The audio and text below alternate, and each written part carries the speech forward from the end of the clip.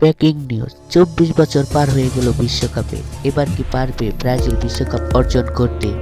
হ্যাঁ, কেনই পারবে না। ইতিহাস বলছে এবার বিশ্বকাপ নিবে ব্রাজিল, কারণ এই বছর দলে কোচ হিসেবে কাজ করছেন ইটালিয়ান কোচ কার্লো আনচেলত্তি।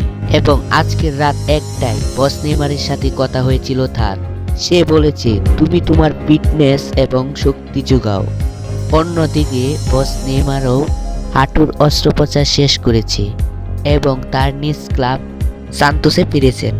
এবং কার্লো আনচেলত্তি বলেছে, আমি কাদেরকে টিমে রাখবো এবং রাখবো না তা আমাকে শিখাতে আসো না। নেইমারকে ছাড়া ব্রাজিল টিম জিততেই পারে না।